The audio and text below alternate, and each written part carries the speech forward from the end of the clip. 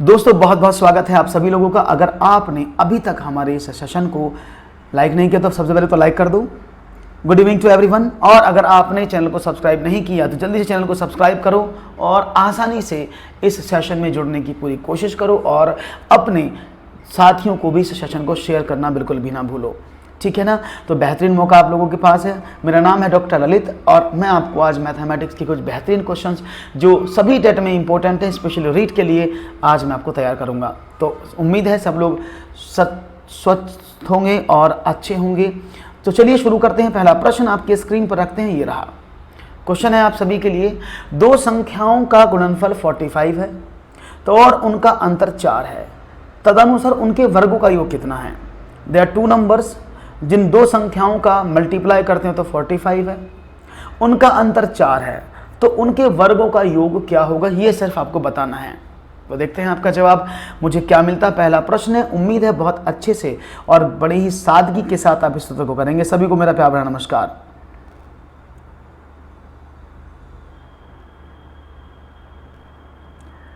बिल्कुल लेनी चाहिए आपको ज़रूर क्लास, अक्टूबर से ज्योति आपको ज़रूर क्लास लेनी चाहिए। क्लास लेने में क्या प्रॉब्लम है, आप क्लास आज से शुरू कर सकती हैं, कोई प्रॉब्लम नहीं है। आप जब मन करें जितना पढ़ लेंगी उतना बेटर है। Good afternoon to everyone. चलिए सवाल आपके सामने है और एक दो संख्याओं का गुणनफल, तो देखते हैं आपका जवाब क्या मिलता है।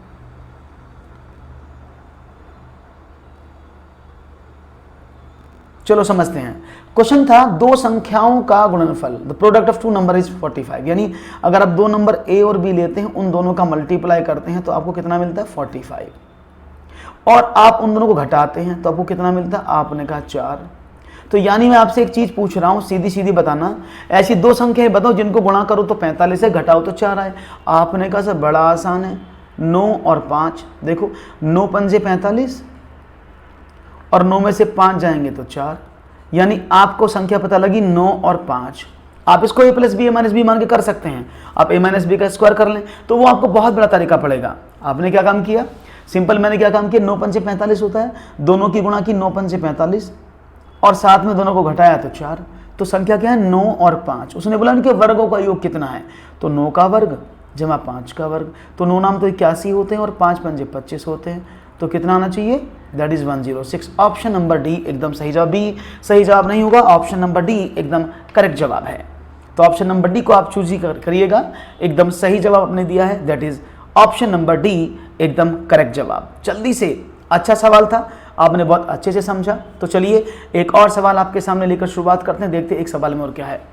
122 की पावर 173 के गुणनफल में एकक अंक क्या है, यानी इकाई का अंक क्या है। What is the unit number in the product of 120 to the power 173। तो इसमें इकाई का अंक इनमें से 2, 4, 6, 8 कौन सा आएगा। और ये सवाल आप बहुत बार देख चुके होंगे और हर किसी टेट में इस तरह के सवाल आपसे पूछे जाते हैं कि भाई इकाई का अंक बताओ। स्पेशली रीट अब आने वाला है तो उसकी प्रिपरेशन अगर आप कर रहे हैं तो ये बहुत ही बेहतरीन तरीका होगा, जिससे कि आपकी प्रैक्टिस हो जाए और आपको पता लग जाए कि आपको किस तरह के जवाब एग्जामिनेशन में देने हैं। तो देखते हैं आपका जवाब क्या मिलता है। 120 टू दी पावर 173 के गुणनफल में इकाई का अंक क्या होगा। तो what is the unit number in the product of 120 to the power 173। तो देखते हैं जवाब क्या मिलता है। सिंपल, मैंने बताया ना इकाई का अंक कैसे निकालते हैं। आप कुछ मत करो, यहां से इकाई का अंक, क्योंकि आपसे यूनिट प्लेस पूछा है ना, तो यहां से यूनिट प्लेस ले लो 2, और उसकी पावर कितनी भी बड़ी पावर हो, कितनी बड़ी बड़ी आपको डिजिट दी हो जो पावर में है, जो घात पे है, आप उसके सिर्फ लास्ट के 2 नंबर ले लो। तो यानी जो 2 टू दी पावर 73 से आपका आंसर आएगा वही आपका इस 120 टू दी पावर 173 से आ जाएगा, ठीक है। तो आपने कहा 2 टू दी पावर 73, और मैंने क्या बताया था कि आप क्या करेंगे, आप इसमें से 4 से कटने वाले नंबर को एक तरफ और जो 4 से नहीं बचता उसे यहाँ लिख दो। यानी अगर 18 चौक 72 होते हैं ना, तो 4 से कटने वाली संख्या 72 है, तो 73 से 72 तो आपने यहाँ लिख दिया, और भाई जब 73 से 72 यहाँ लिखा तो एक बच गया, एक यहाँ लिख दिया। और मैं आपको बता दूं कि यूनिट प्लेस कैलकुलेशन में अगर आपने नहीं पढ़ा है तो मैं कंप्लीट पढ़ा चुका हूं यूट्यूब पर, आप उसको देख लीजिएगा। तो इसका मतलब क्या हुआ, इसका मतलब हुआ कि अगर आप इवन नंबर है कोई और इवन नंबर की पावर 4 या उसका मल्टीपल करते हैं तो आपको क्या मिलता है 6। अगर आप ऑड नंबर की पावर 4 या उसका मल्टीपल करते हैं तो आपको यूनिट प्लेस हमेशा 1 मिलता है। तो ये क्या हुआ, इवन नंबर की पावर 4 का मल्टीपल, क्योंकि 18 चौक 72 होते हैं, 4 से कटने वाली संख्या है, तो ये तो आएगा 6 और ये हो गया 2, तो कितना हुआ 6 दूनी 12। तो 2 क्या है, इसका यूनिट प्लेस है। क्लियर है, बात समझ में आ गई भाई? कोई प्रॉब्लम तो नहीं किसी को? यस के नो?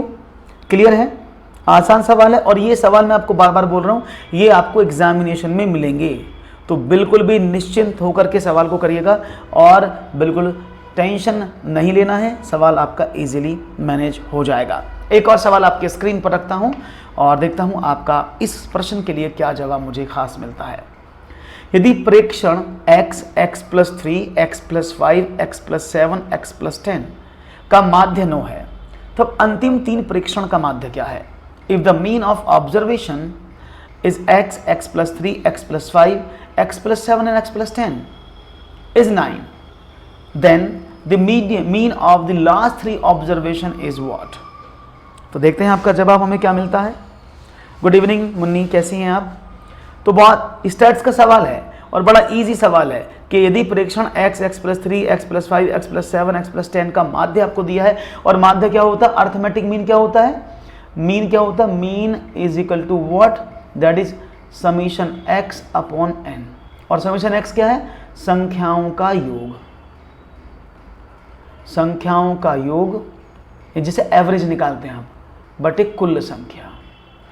तो अगर मैं इसको सिंपली करूं, सबको ऐड करके क्या आएगा, आपने कहा x + x + 3 + x + 5 + x + 7 + x + 10 upon how many numbers are there, आपने कहा सर नंबर कितने, 1 2 3 4 5, वो किसके बराबर, 9 के बराबर। अब इसको सॉल्व कर लेते हैं। देखो तो कितना हुआ, 5 नंबर तो 5x तो ये हो गया, प्लस 10 7 17 और 5 22 और 3 25, 25 आया ना, 3 और 5 8 7 15 10 25 बराबर 9 × 5।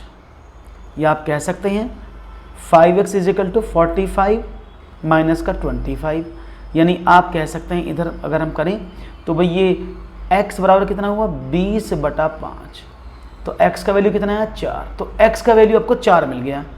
क्लियर है? आप इसको दूसरी तरीके से भी निकाल सकते हैं। कांग्रेस जी गुड इवनिंग। तो यानी x का वैल्यू 4 है, तो लास्ट वाले 3 नंबर कौन से हो जाएंगे, ये वाले, तो इनको लिख दूं मैं, क्या नंबर बनेंगे ये, आपने कहा सर x का वैल्यू 4 है, तो 4 और 5 9, 4 और 7 11, 4 और 10 14, ये नंबर आपको 3 मिले। अब ये 9 11 और 14 क्या है, अंतिम 3 अंक है, हालांकि पहले भी निकालोगे तो 4 3 7 और 4 ये सारे नंबर आए। उसने बोला लास्ट के 3 नंबर का माध्य कितना है, तो क्या करेंगे, इनका टोटल आपने कर दिया, कितना हुआ, 14 और 11 25 और 9 34, 34 में 3 का डिवाइड कर दूं, तो आपने कहा कर दो, तो 11 3 33, 11 सही, 1/3 इज द राइट आंसर। और आपने क्या दिया है, that is option number C. बहुत बढ़िया राखी, वेरी गुड। तो राइट ऑप्शन अजीत ने भी कहा है सी, सब लोगों ने कहा है C, that is the right answer. 11:1/3। तो ऐसे प्रश्नों के समावेश एग्जामिनेशन में हो सकते हैं, क्योंकि थोड़े से लेवल तो बढ़ाया जाएगा, ये आप सब समझ गए ना, लेवल तो बढ़ेगा, क्वेश्चन पूछने का तरीका भी बदलेगा। अब सीधे सीधे क्वेश्चन नहीं आएंगे, थोड़े से घूम घूम के पूछे जाएंगे, तो आप उन पर कॉन्सेंट्रेट करने का पूरा कोशिश करिएगा। समझ में आ गया होगा सभी लोगों को। तो चलो आगे बढ़ते हैं, एक और प्रश्न आपकी स्क्रीन पर रखते हैं। चलिए, 444 डिवाइड बाई 16 मल्टीप्लाई बाई 1.5 का मान क्या है, ये आपको बताना है। 444 divide by 16 multiply by 1.5 is equal to what, किसके बराबर होगा। देखते हैं जवाब क्या मिलता है। तेजी से साथ आंसर देने की कोशिश करेंगे तो बड़ा अच्छा लगेगा, और उम्मीद है कि आपका जवाब बहुत अच्छे से आएगा भी। ओके, तो देखते हैं आपका जवाब क्या है। हाँ, रीड के लिए प्रीवियस ईयर क्वेश्चन तो नहीं है, लेकिन ये प्रीवियस ईयर क्वेश्चन से मिलते जुलते क्वेश्चन बनाए गए हैं, तो ये एक्सपेक्टेड क्वेश्चंस हैं। ओके भावना, चलो देखते हैं क्या मिलता है। तो सिंपल थ्योरी है, अकॉर्डिंग टू बोर्ड मास क्या करते हैं, सबसे पहले डिवाइड करना होता है। तो प्रश्न क्या है, 444/16 मल्टीप्लाई बाई 1.5, यही तो क्वेश्चन है। आपने कहा बिल्कुल। तो चलो अगर इसको 4 से काटे तो 4 चौक 16, 4 से काटे तो 1 1 1, यानी अब इसको 4 से काटते हैं, 4 दूनी 8, कितने बचे 3, 31, 4 7 28, भाई 3, भाई 4 3 12 नहीं होगा, 4 दूनी 8, 3 31, 4 7 28, बचे 3 और 4 7 28, 2 और 4 5 20, तो 27.75 यहाँ पर आ जाता है। मल्टीप्लाई करें इसमें तो 27.75 मल्टीप्लाई बाई 1.5, तो 15 पंजे 75, हासिल लगा 7, 15 सत्ते 105 और 7 112, हासिल लगे 11, 15 सत्ते 105 और 11 126, 15 दूनी 30 और 16 30 और 11 112 दिन, हाँ 41, और कितने के बाद दशमलव है 1 2 3, 3 पॉइंट बाद दशमलव लगा दो। तो राइट ऑप्शन नंबर सी एकदम सही पकड़े हैं आप, क्या बात है, खूबसूरती से जवाब होते जा रहे हैं। और लाइक का सिलसिला भी लगातार जारी रहना चाहिए, क्योंकि लाइक बड़े आप कम कर देते, तो लाइक को कम नहीं करना है आपको, लाइक को बिल्कुल भी नहीं कम करना, लाइक बढ़ाते रहो और प्रोत्साहन मोटिवेशन मिलता रहना चाहिए। चलो आगे बढ़ते हैं, एक और सवाल आपके स्क्रीन पर रखते हैं और देखते हैं वन मोर क्वेश्चन आपके सामने। सरल करना है आपको, क्या करना है, 5 रुपए के 4 सिक्के, 50 पैसे के 7 सिक्के, माइनस 25 पैसे के 26 सिक्के किसके बराबर हैं। क्या सरल करना है, 5 रुपए के 4 सिक्के, 50 पैसे के 7 सिक्के में से 25 पैसे के 26 सिक्के अगर घटाए जाएं तो टोटल रुपए में वैल्यू कितना होगा। क्वेश्चन नंबर 5 आपके सामने है और उम्मीद है कि इस सवाल पर आपका जवाब अच्छे से मुझे मिले और काफ़ी अच्छे तरीके से सवाल करने की आप कोशिश करें। तो देखते हैं आखिरकार what is your right answer. समझ लें कैसे कर सकते हैं, 5 रुपए के 4 सिक्के, ओके भाई 5 रुपए के 4 सिक्के हैं तो कितने हुए 20 रुपए, तो ये हो गए रुपए में वैल्यू लिख रहा हूँ इधर में। 50 पैसे के 7 सिक्के हैं, अब देखो 50 पैसे का मतलब कितना होता है, आपने कहा सर 50 पैसे का मतलब होता है 0.50 रुपए ना, के 7 सिक्के कितने हो गए 3.5 रुपए, 3.5 हो गए ना भाई। 50 पैसे के 7 सिक्के लोगे तो 3.5 रुपए के तो हो गए, है ना, ओके वेरी गुड। और उसने कहा इन दोनों को जोड़ दो तो कितना हुआ 23.50 पैसे। उसने कहा 25 पैसे के 26 सिक्के, और 25 पैसे तो 1/4 रुपए के बराबर होता, इसमें आपने 26 का कर दिया मल्टीप्लाई, तो कितना हुआ 4 सत्ते 4 छंग 24 और 4 पंजे 20, 6.5 रुपये। तो 25 पैसे के अगर 26 सिक्के आपके पास हैं तो 6.5 रुपये ये बन गए। तो आपने इसमें से 6 रुपये 50 पैसे घटा दिए, आपको क्या मिला 0 0, और 23 में से 6 गए तो 17 रुपये एकदम सही जवाब है। तो ऐसे रुपए सिक्के वाले सवाल मनी रिलेटेड प्रॉब्लम में आते हैं जो एग्जामिनेशन में मोस्टली पूछ लिए जाते हैं। क्लियर है, बात समझ में आ गई, बहुत बढ़िया। तो आगे बढ़ते हैं, एक और सवाल, चलो कुछ पैडागॉगी भी हो जाए, क्योंकि पैडागॉगी भी तो 10 नंबर की आती है, तो ये पूरा सेट डिज़ाइन है आपको कंटेंट और पैडागॉगी दोनों को लेकर के। किसी अभ्यास में प्रश्न था पी क्यू तथा आर एस रेखाखंडों की लंबाई मापिए। बच्चे ने उत्तर क्या लिखा, ए बी की लंबाई 5 सेंटीमीटर, ए बी की लंबाई 3 सेंटीमीटर। यह संकेत करता है, किसकी ओर संकेत करता है, संकल्पनात्मक त्रुटि है, कार्यविधिक त्रुटि को, रेखाखंड के नाम ए बी लिखने की आदत के कारण त्रुटि को, या पढ़ने की त्रुटि को। In an exercise the question was P Q and Q R and R S measures the length of line segment. The child answered, length of AB is 5, length of AB is 3. Centimeter indicates what? It's conceptual error, it's procedural error, error due to habit of writing the name of line segment AB, और reading error. तो यहाँ पर आपको मिल रहा है that is procedural error. तो बता दें आपको, सवाल को सही से समझने की कोशिश करते रहो, आपको कुछ भी दिक्कत नहीं आएगी अगर आप सवाल को सही से पढ़ेंगे। बचपन में आपने देखा होगा, आप जनरली हमेशा किसी चीज़ को मान देते हो, माना लंबाई ए बी, कभी पी क्यू नहीं मानी, ए बी। तो आप जनरली एक आदत जैसा आप मानते ना, अगर मैं आपसे बोलूं कि z प्लस पी का होल स्क्वायर का फॉर्मूला बताओ, तो आप इसको z प्लस पी नहीं करेंगे, आप क्या करेंगे, आपको याद है a प्लस बी का होल स्क्वायर। तो यानी वो याद होता है, हम इसको इसी से रिलेट करके पढ़ते हैं।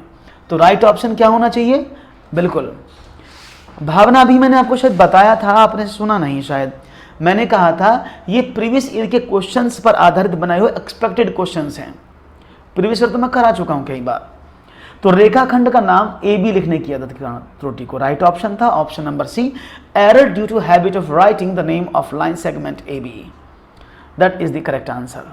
क्लियर है, बहुत बढ़िया, समझ में आया सवाल। एक और प्रश्न देखते हैं फिर। शिक्षिका ने कक्षा 5 में समाचार पत्र वितरित करके छात्रों से सबसे बाद के मैच में भारतीय टीम के खिलाड़ियों के क्रिकेट के स्कोर को पढ़ने के लिए कहा।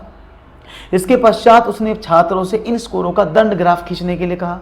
यह शिक्षिका प्रयास कर रही थी छात्रों की वास्तविक जीवन और गणितीय संकल्पनाओं के बीच संबंध जानने में सहायता करने की, परियोजना उपागम द्वारा छात्रों को शिक्षा देने की, कक्षा को आनंदमय और अभिव्यक्तिशील बनाने की, छात्रों की तार्किक क्षमता में वृद्धि करने की। देखिए पेडागोगी में कोई भी प्रश्न गलत नहीं होता और कोई भी जवाब गलत नहीं होता, बस सिचुएशन बदल जाती हैं।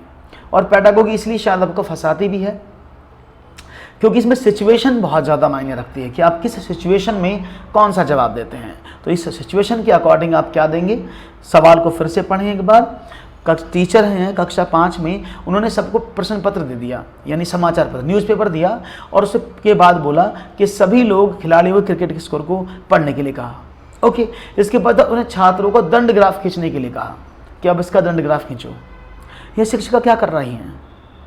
ए, सबको पता है। चलिए, बहुत अच्छी बात आपने कही है, लेकिन अफसोस आपका जवाब गलत है। आपका जवाब गलत चुनाव किया है। अगर वो यहाँ तक रहती, ऐसे सिर्फ यहाँ तक जहाँ मैं डंडा खींच रहा हूँ, यहाँ तक वो उसको दैनिक जीवन से जोड़ रही हैं, कोई प्रॉब्लम नहीं है। समाचार पत्र वितरित किया क्योंकि हम सबको क्रिकेट बहुत पसंद होता है, क्रिकेट के खिलाड़ियों के हमें नाम पसंद होते हैं। हमने कहा इनके स्कोरों को पढ़ लो, क्या क्या स्कोर हैं। दैट इज आप खिलाड़ियों के माध्यम से बच्चों को गणित से जोड़ने की कोशिश कर रहे हैं।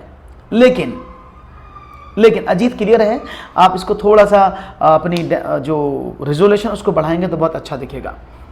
तो इसके बाद क्या बोला उसने, उसके पास इन छात्रों को दंड ग्राफ खींचने के लिए कहा, अब इनका दंड ग्राफ खींच दो। अब यानी उसने एक टास्क दे दिया कि इसका दंड ग्राफ खींच के बताओ। तो ये शिक्षिका प्रयास कर रही थी क्या।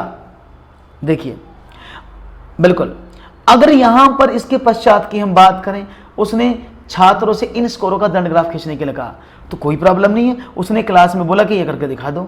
लेकिन अगर यहां पर देखो थोड़ा सा अंतर है, टेंशन मत लो, जवाब ठीक है, परेशान ना हुआ करो ज़्यादा आप। अगर यहाँ सवाल में एक छोटी सी बात बोलूँ कि उसने छात्रों से इन स्कोरों का दंड ग्राफ का चार्ट बनाने के लिए कहा, अगर वो यहाँ चार्ट बोल देती या बोल दी इनको मॉडल बनाने के लिए कहा, तो ये आपका गलत हो जाता पहला ऑप्शन। लेकिन अभी क्योंकि सिर्फ उसने स्कोर का दंड ग्राफ खींचने के लिए कहा है, that is the correct answer. आप सभी ने आंसर सही दिया है। डी क्यों दिया है, तार्किक क्षमता नहीं हो रही यहाँ पर, वह विद्यार्थियों को जोड़ना चाहती है। अगर यहाँ पर सवाल होता तो डर गए सब लोग हैं कि अरे यहाँ तो गलत हो गया। गलत नहीं, सही ऑप्शन है। परियोजना उपगम कब होता, अगर वह इन दंड ग्राफ का चार्ट बनाने के लिए उनको दे देती, किसका चार्ट बना के लाओ, तो जैसे वो चार्ट या मॉडल की तरफ चली जाती तो ये ऑप्शन आपका गलत हो जाता, फिर आप इसको नहीं देंगे। तब आप क्या करेंगे, प्रोजेक्ट मेथड आ जाएगा फिर, तो वो प्रोजेक्ट माध्यम से पढ़ाना चाहती हैं। क्लियर है, तो एकदम सही जवाब, घबराइएगा नहीं, ये हमारा पढ़ाने का अंदाज कभी कभी आपको परेशान कर देता है। तो राइट ऑप्शन है ऑप्शन नंबर ए, एकदम सही बात है। आगे बढ़ते हैं, एक और सवाल। लेकिन याद रखिएगा जो बात मैंने बताई, अगर इसमें चार्ट या मॉडल वो बोल दे कि उसका चार्ट बनाकर लाने के लिए कहा, तो वो सारा सवाल सेम है। अगर सिर्फ चार्ट बोल देती वो, तो ये वास्तविक जीवन से जोड़ने की कहानी यहीं खत्म हो जाती, फिर वो परियोजना उपगम पर ले जाती। क्लियर है, बढ़िया। एक और सवाल, चलो। कक्षा 4 के किसी छात्र को निम्नलिखित शब्द समस्या दी गई। मुंबई में 336 बस स्टॉप हैं, ये प्रीवियस ईयर का क्वेश्चन है। दिल्ली में मुंबई से 127 बस स्टॉप अधिक हैं। दिल्ली में कुल कितने बस स्टॉप हैं। छात्र ने उपरोक्त समस्या का उत्तर इस प्रकार लिखा। Good evening Kadambini. 336 उसने टेबल बनाई, 336 मुंबई में, 127 मुंबई से ज़्यादा थे तो उसने 127 यहाँ लिख दिया। बाद में उसने उत्तर भी दिया कि दिल्ली में कुल 336 प्लस 127 बराबर 463 बस स्टॉप हैं, 463। छात्र के इस प्रदर्शन के विषय में आप क्या रिपोर्ट देंगे। Option number A. Okay, wait करिएगा, मैं जूम कर देता हूं थोड़ा सा। It's visible now.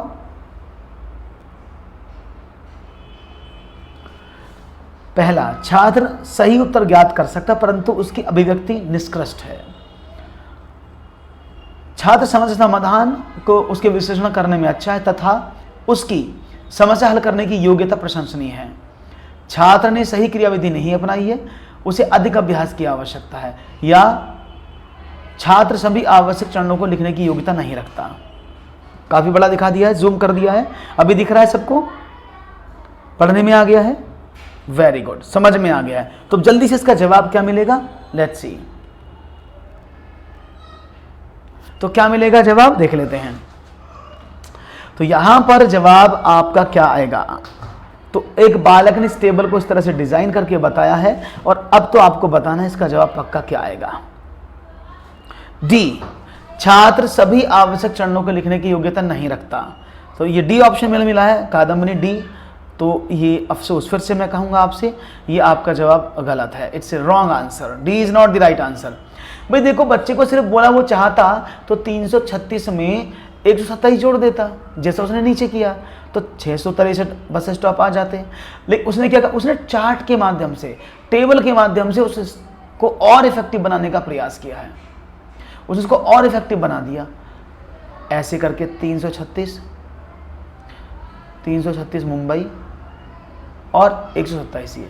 तो उसने जो सवाल को हल किया उसने विश्लेषणात्मक तरीके से हल कर दिया। इसका मतलब क्या है कि छात्र जो बता रहा है उस योग्यता को समझने में और उसका विश्लेषण करने में बहुत अच्छा है और उसकी समस्या हल करने की योग्यता एकदम बढ़िया है। कक्षा 4 का बच्चा है, वो टेबल बना के बता रहा है, यानी तो वो बहुत अच्छे से काम कर रहा है। राइट ऑप्शन था बी, ये भी प्रीवियस ईयर में आया क्वेश्चन है। ओके, चलिए एक और सवाल आपके स्क्रीन पर फिर ये रहा। किसी छात्र से नीचे दी गई संख्याओं को पढ़ने के लिए कहा गया, 306, 408, 4008, 4010।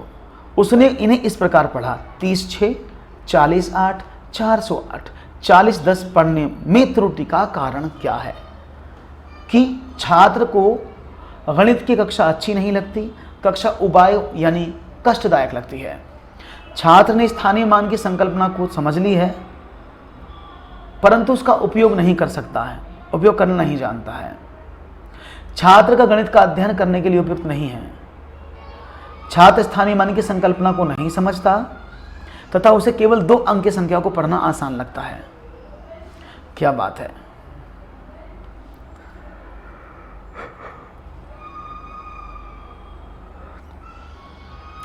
तो ऑप्शन मिला है ए बी सी डी के रूप में, डी आप बता रहे हैं, कोई सी बता रहा है। तो जिन्होंने आंसर दिया है बी वो गलत जवाब है। सही जवाब क्या है? छात्र को स्थानीय मान की संकल्पना नहीं समझता। अगर वो समझता तो उसको 306 नहीं पढ़ता। अगर वो संख्या को समझ लेता तो 306 पढ़ता ना, लेकिन उसने नहीं पढ़ा। उसने क्या कर रखा है, देखो 306 को वो 30 और 6 पढ़ता है, 408 को वो 40 और 8 पढ़ता है, 4010 को वो 40 और 8 10 पढ़ता है। यानी उसे 2 नंबर पढ़ने में बड़ा मजा आ रहा है, वो 2 नंबर को पढ़ना जानता है। इसका मतलब क्या है कि बच्चा केवल 2 अंक की संख्याओं को पढ़ना उसे आसान लगता है। That is the right answer, ये गलत जवाब है। तो जिन्होंने डी कहा है वो एकदम सही जवाब है। क्लियर है, समझ में आ गया है, बहुत बढ़िया। तो आगे बढ़ते हैं, एक और प्रश्न की बात करते हैं। ये रहा, कक्षा 4 के लिए समय के मूल्यांकन के प्राचल होंगे। जो कक्षा 4 में बच्चे पढ़ते हैं उनके लिए जो पैरामीटर आप दोगे, जो पैरामीटर उनको दिए जाएंगे, किसके लिए? समय को पढ़ने के लिए। तो आप इवैल्यूएशन किस किस आधार पर कर सकते हो, यानी उनके सिलेबस में क्या क्या है जिसके आधार पर आप सिलेबस के अकॉर्डिंग उनसे पूछोगे। केवल सदृश्य घड़ी पर समय पढ़ना, अंक घड़ी और सदृश्य घड़ी पर समय पढ़ना, आधा घंटा अधिक, चौथाई घंटा अधिक, चौथाई घंटा कम, AM PM की संकल्पना, मिनट और सेकंड में संबंध, केवल अंक घड़ी पर समय पढ़ना, AM और PM की संकल्पना को समझना, या केवल अंक घड़ी पर समय पढ़ना। तो इनमें से आप कौन से जवाब को चूज करेंगे? और फैबुलस साक्षी का जवाब मुझे मिल रहा है यहां पर डी। प्रश्न नंबर जरूर मेंशन कर दिया करें, प्रश्न नंबर जरूर मेंशन कर दिया करें, क्वेश्चन नंबर आप कौन सा ले रहे हैं, जिससे कि हमें पता लग जाए कि आपको कौन सा सवाल सबसे अच्छा लग रहा है, वो ज़रूरी है। और 10 का यहाँ पर जवाब आकांक्षा देना चाहती हैं बी, और बाकी सब लोग क्या देना चाहते हैं? सब लोग कहेंगे ना बहुत अच्छा, तो सबने कहा है ओके, क्या बात है, क्योंकि हमें बचपन से बताया गया है कि जो भी संख्या सबसे बड़ी हो उसी को, जो सबसे लंबा लिखा हो वही आंसर है। लेकिन यहाँ पर वो काम कर गया है, अलग जगह हमेशा वो काम नहीं करता। तो राइट ऑप्शन है बी। ओके, कैसे? देखो, अंकीय घड़ी और सदस्य घड़ी पर समय पढ़ना, बिल्कुल सही बात है। बच्चा डिजिटल क्लॉक में और सुई वाली एनालॉग क्लॉक दोनों में समय पढ़ सकता है। वो क्या आधा घंटा कम है, आधा घंटा ज़्यादा है, चौथाई घंटा क्या होता है उनको जानते हैं। अच्छा, AM PM क्या होता है, किस किस को पता है? AM PM क्या होता है, किस किस को पता है? आप में से फुल फॉर्म किस किस को पता है कि AM क्या है और PM क्या है? किसी को पता है आप में से? पता है, जल्दी से बताओ। आप भी कमेंट सेक्शन में लिखे जो उसको बाद में देख रहे हैं। AM का मतलब होता है एंटी मेरिडियन,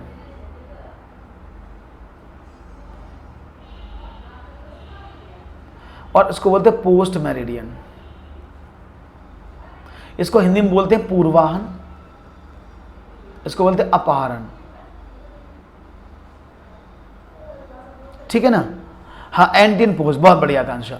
तो यानी बच्चा AM क्या है, PM के, इनकी संकल्पनाओं को जानता है। तो राइट ऑप्शन क्या था? Option number B correct answer आपकी तरफ से मिला है, जो बहुत ही खूबसूरत है और अच्छा भी है। चलो तो आगे बढ़ते हैं, एक और सवाल।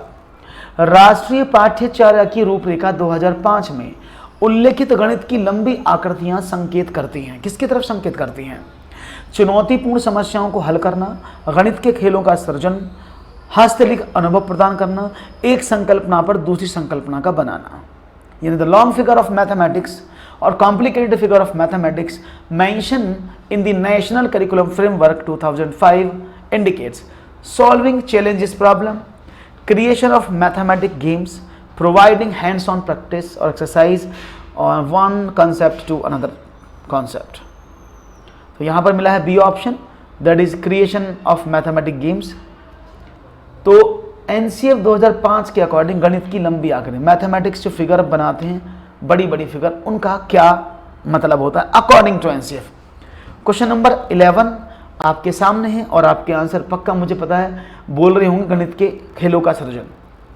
कोई बोलेगा कुछ, कोई बोलेगा कुछ, लेकिन आपको बता दें गणित की लंबी आकृतियों का मतलब क्या है।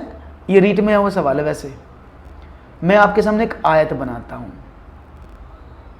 इस पर एक संकल्पना आयत है, इस समय ये क्या है, ये रेक्टेंगल है। अगर मैं इस पर एक लाइन ये खींच दूं तो आपने कहा सर ये विकर्ण हो गया, डायगोनल हो गया। तो अब इस आयत में दो चित्र बन गए, एक ट्रायंगल ये, एक ट्रायंगल ये, बना ना। तो जैसे ही फिगर को, मैथमेटिक फिगर को बड़ा करते हैं, जैसे ही मैथमेटिक फिगर को आप इंक्रीज करते हैं, तो ऑलवेज भी रिमेंबर कि भाई आप एक संकल्पना में, एक कॉन्सेप्ट पर दूसरा कॉन्सेप्ट बन जाता है। तो राइट ऑप्शन क्या था?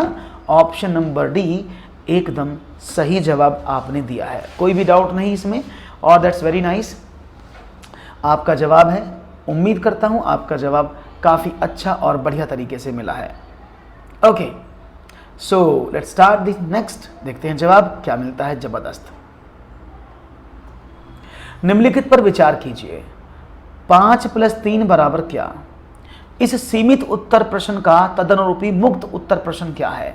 इंग्लिश में इसको बोलते हैं 5 + 3 = what? What is the correspondence open ended question for this close ended question? इसको ओपन एंडेड और क्लोज एंडेड के नाम से जाना जाता है। Free answer means open ended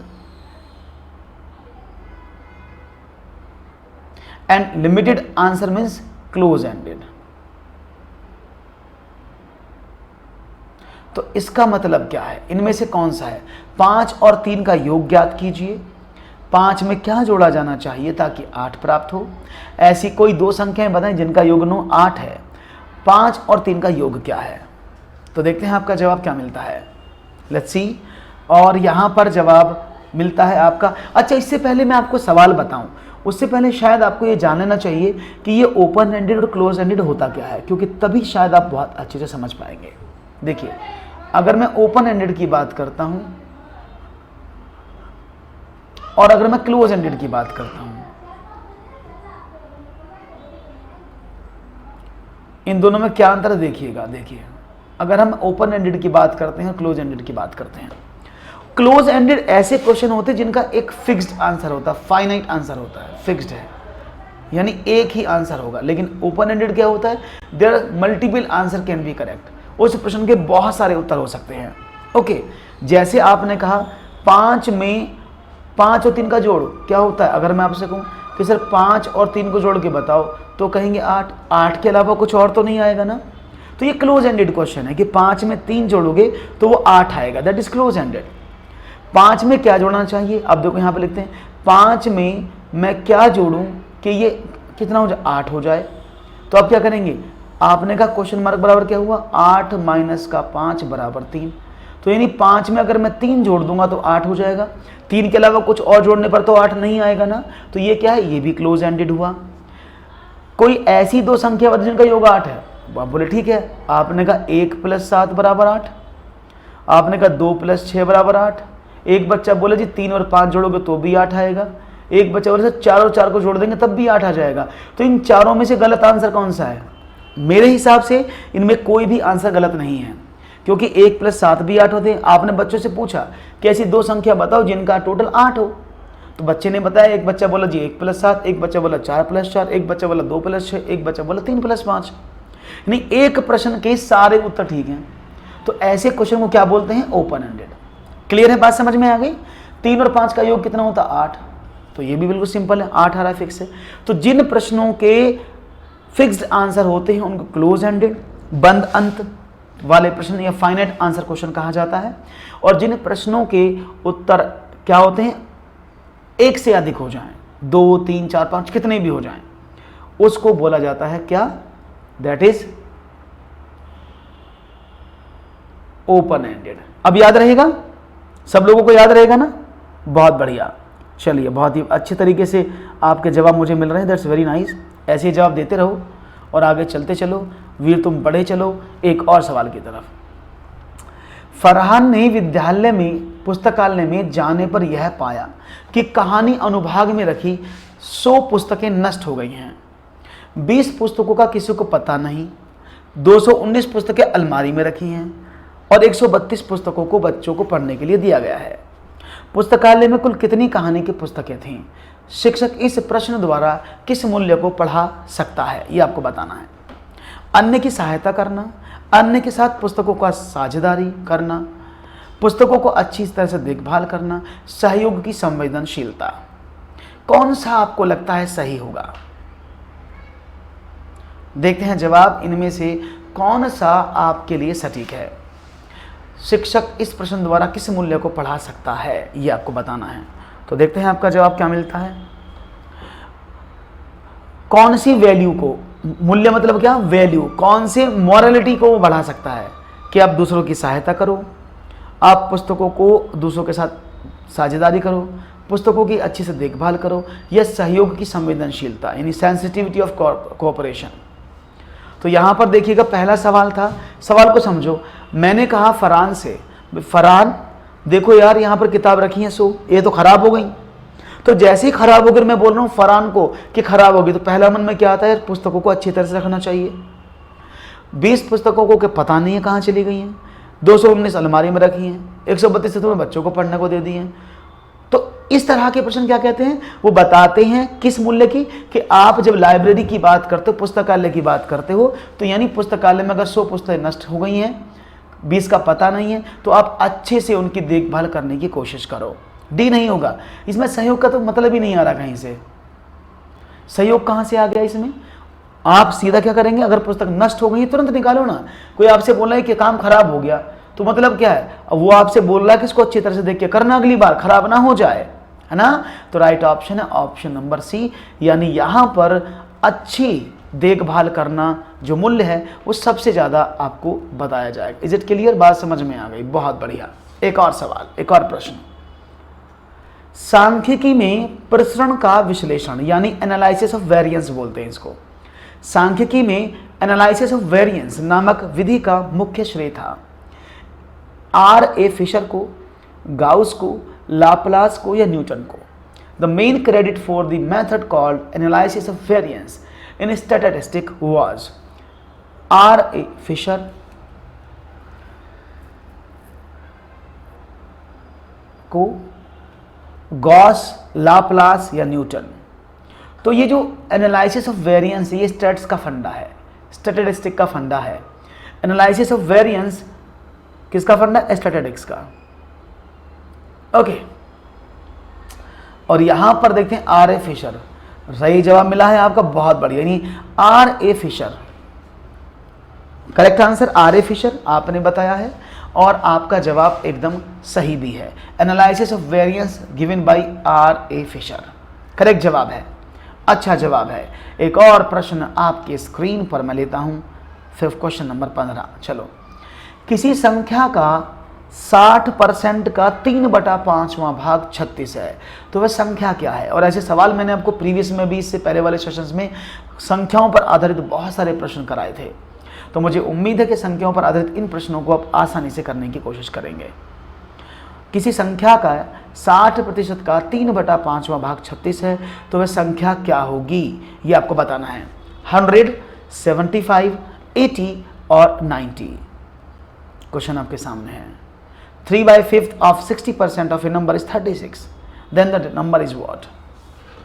D 90। चलो, उन्होंने कहा है 90 होगी, देख लेते हैं। 60% का मतलब क्या होता है? परसेंट का मतलब क्या होता है? गुणा 1/100 प्लस का मीन्स गुणा 3/5 और संख्या क्या होगी? x। वो संख्या x थी, उस संख्या का 60% का 3/5 भाग किसके? 36 के बराबर है। 0 से हमने 0 को काट दिया, क्या बना? आपने कहा x is equal to what? 36 multiply by 10 multiply by 5 upon 6 into 3, तो 6 छंग 36, 3 दूनी 6, 10 दूनी 20, 5 100। तो राइट ऑप्शन क्या है? ए, ना कि डी। इट्स 100। सही से करो, देख देख कर करोगे तो एक बार में हो जाएगा। गड़बड़ वाली कोई भी बात नहीं करनी है किसी को भी, और लाइक जरूर कर देना जल्दी से। तो किसी संख्या का 60% का 3/5 भाग 36 है, तो वो संख्या कौन सी होगी? ये आपके सामने था, तो आपने आराम से निकाल लिया, इजी था। ए 100%, कितना आसान उत्तर था। चलो तो आगे बढ़ते हैं, एक और सवाल की बात करते हैं फिर। क्वेश्चन नंबर 16 ये रहा। -5/7 में से क्या घटाया जाए कि -1 प्राप्त हो जाए? -5/7 में से क्या घटाया जाए कि -1 प्राप्त हो जाए? तो देखते हैं आपको इसमें से क्या घटाएंगे कि -1 प्राप्त हो जाए। तो देखते हैं आपका जवाब क्या मिलता है।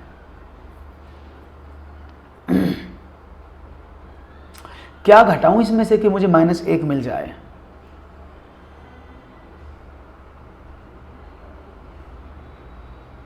यस,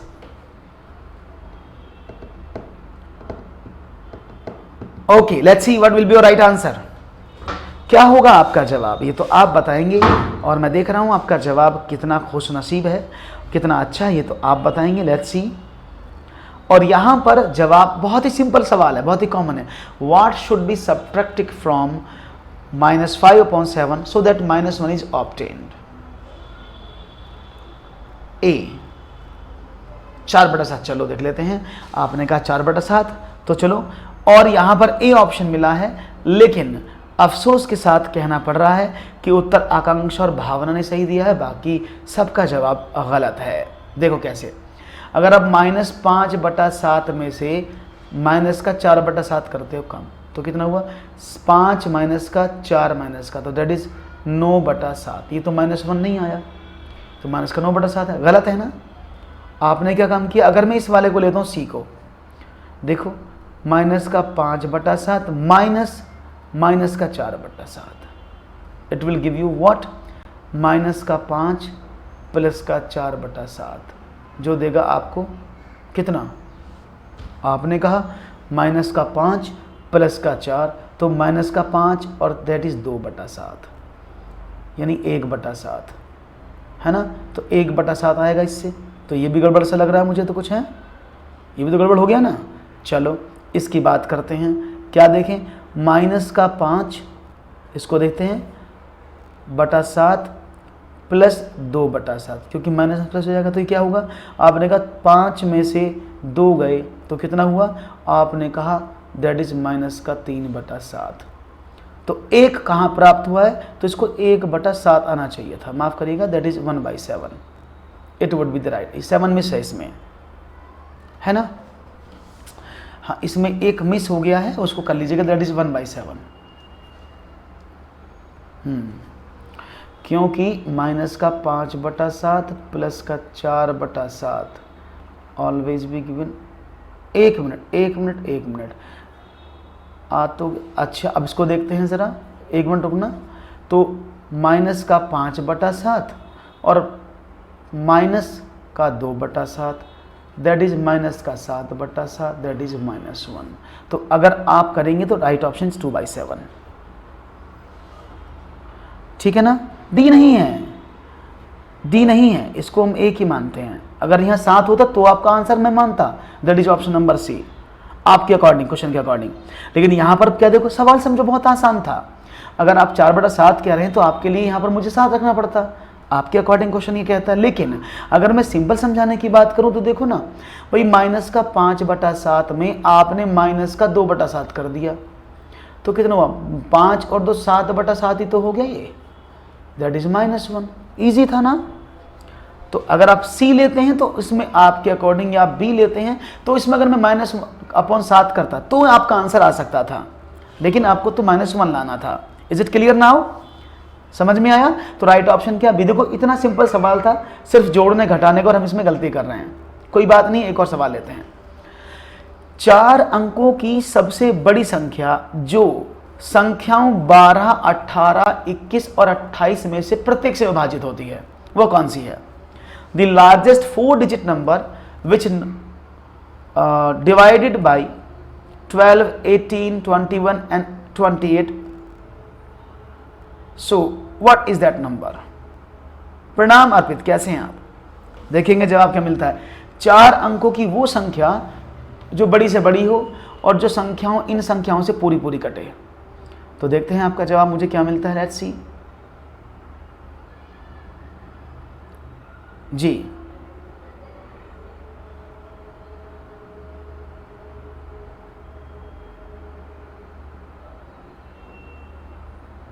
यस,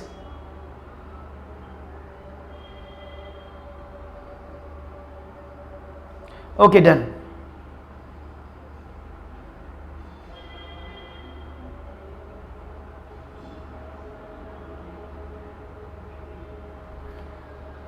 तो मैं देख पा रहा हूं जवाब क्या मिल रहा है, 17 का सी। ओके देख लेते हैं। देखो 4 अंकों की बड़ी से बड़ी संख्या, देखो इसमें 2 तरीके हैं क्वेश्चन को करने के। या तो आप सिंपली डिवाइड करके देख लो, अगर आपको नहीं आता तो सबसे पहले क्या करेंगे, 12, 18, 21 और 28 से कटने विभाजित होने वाली संख्या बता दो, ठीक है ना। अब देखो, अगर मैं आपसे बात करूं, पहले से 12 से डिविजिबिलिटी का रूल देख लो आप क्या है। जो संख्या 4, अगर मैं आपको डिविजिबिलिटी रूल से बताऊं तो क्या करेंगे, मैं अच्छा हूं अर्पित। तो 12 की बात करते, जो संख्या 3 और 4 दोनों से कटती हैं वो 12 से कटती हैं। तो क्या देखो, 7, 6, 13 और 5, 18, 27 कट जाएगी 3 से, 4 से भी कट जाएगी, कट नहीं कटेगी ना, ये कट जाएगी, कट जाएगी ना, नहीं कटेगी। 4 से कहाँ कटेगी, 76 थोड़ी कटता है, 4 से कट जाता है। 12 छंग 72 और 14, ओके 4 से काटो, कट जाएगा ना, तो ये 4 से दोनों से कटेगा। इसको देख लेते हैं, 9, 9, 18 और 10, 28 3 से नहीं कटता, तो ये तो हो नहीं सकता। 9, 8, 17, 8, 2, 10, 18 और 9, 27, ये भी कट जाएगा, और 4 से ये भी कट जाएगा। इसको देखते हैं कितना हुआ, आपने कहा 9, 3, 12 और 4, 16 और 2, 18, दोनों से कट जाएगा, यानी सिर्फ एक नंबर ऐसे आपका जाएगा, है ना। तो चलो, लेकिन हमें कैसे करना है, ये तो ऑप्शन वाला तरीका आप जानते हैं। तो करते कैसे हैं, सबसे पहले 12, 18, 21 और 28, सबसे पहले आप इसका एलसीएम निकालो, जो संख्या है वो निकालो कि इनसे कटने वाली एग्जैक्ट संख्या कौन सी है, तभी तो 4 अंकों की बात करेंगे। तो आपने कहा ओके, इसको हम 2 से काटते हैं। आपने कहा 2 छिक्का 12, 9 यहाँ पर आया, 21 कटता नहीं, 14 यहाँ पर आया, फिर 2 से काट दिया आपने। आपने कहा यहाँ पर 3 आया, 3, 9 कटता नहीं, 21 भी नहीं कटता, और ये हो गया 7। अब इसको 3 से काट देते हैं। आपने कहा 3 एकम 3, 3 9, 3 7 21 और 7, अब फिर 3 से काट देते हैं। आपने कहा 1 1 7 7, अब 7 से, तो ये आपके सामने इसका एलसीएम आ गया। जो संख्या इससे प्राप्त होगी कौन सी, 7 तिया 21 दूनी 42 दूनी 84 गुणा 3, 3 चौके 12, 3 अट्ठे 24 और 1 25, 252। तो 252 इसका क्या है, एलसीएम है। बात समझ में आ रही है। तो ये जो आपके सामने निकला है, यानी 252 ऐसी संख्या है जो 12, 18, 21, 28 चारों से कट जाएगी। एलसीएम क्या होती है, वह छोटी से छोटी संख्या होती है जो इन चारों से कट जाए। अब क्या करें, आपको तो पता ना 4 अंकों की बड़ी से बड़ी, अब 4 अंकों की बड़ी से बड़ी संख्या क्या होती है, 4 बार 9। अब आपको इस 252 के जितने भी मल्टीपल आएंगे, चाहे वो 504 हो या 252 का जो भी मल्टीपल होगा, वो सब 12, 18, 21, 28 से कटेंगे। तो मैंने क्या काम किया, मैंने 9, 9, 9, 9 में 252 का डिवाइड कर दिया। तो कितना, 4 बार गया, 4 बार तो नहीं जाएगा, 3 बार ही जाएगा।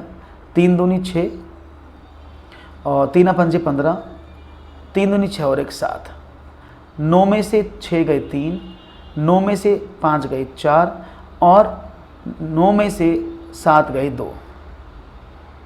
ओके, आपने फिर यहाँ से 9 उतारा।